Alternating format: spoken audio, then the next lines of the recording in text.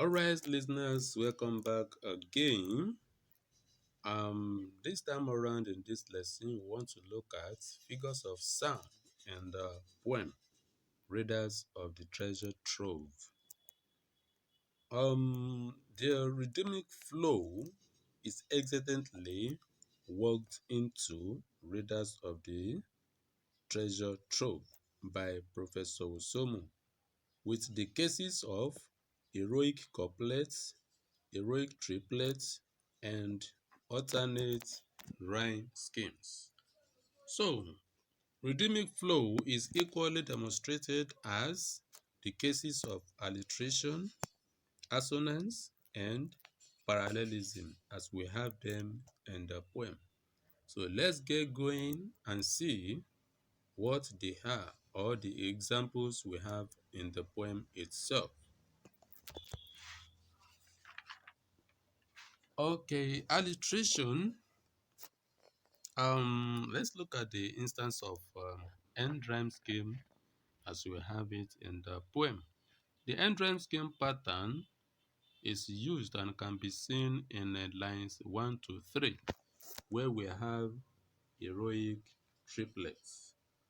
And also, we have in lines 4 to 5 and 22 to 23. Those are heroic couplets. Triplets, when we have the rhythmic flow of three different words, and couplets when we have them 2-2, ending the lines of the poem. I've given instances of them recently in the analysis. So we are going straight to alliteration, cases of alliteration in the poem. The first case of alliteration can be seen in line 4. If you are following, I quote, "To fly flags of joy and sail up streams." To fly flags, FF, of joy and sail up streams. Sail with S, streams with S. That is an instance. Another one can be seen in line 9 of the poem. I quote again, "Of things which would blot out that brief."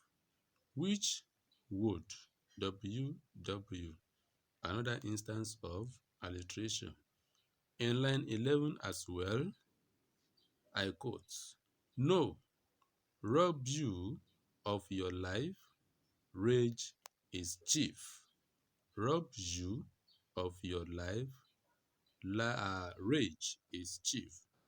R of rob, R of rage. Y of you, Y of your. Another instance of alliteration. So also the last one that I'm going to take here, line 20, that is where we have it. I quote again, "As you think, so you feel. Watch your mind." Can you or can your mind be watched? As you think, so you feel. Watch your mind. Why? You, your mind. I hope this is clear. And let's go to the cases of assonance as we have them in the poem. This is seen in line 19.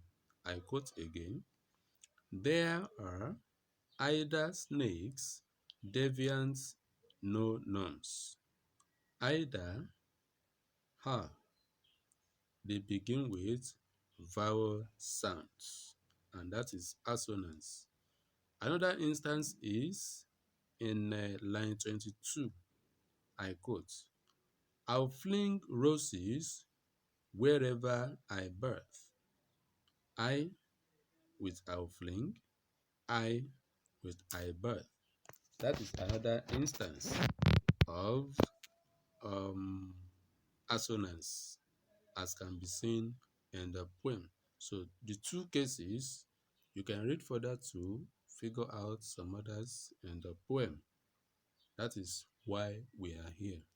Read, study, analyze, and use this to support your reading.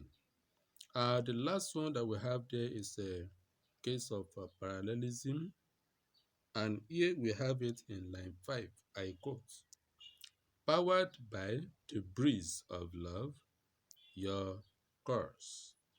Powered by the breeze of love, your course." Another one in line 6. "Chattered in the ink of compassion." Chattered in the ink of compassion. Here we have the use of the same class, or let me say the same unit of a speech figure, that is parallelism. And here we have powered, which is what? Verb, and also chattered as a verb. These are the cases of the sound figures of sound that we have in the poem. Next is going to be a lesson on figures of speech. And after that, we progress to the themes in the poem, which is going to be the last episode of the analysis of readers of the Treasure-Trove. Thank you for being there.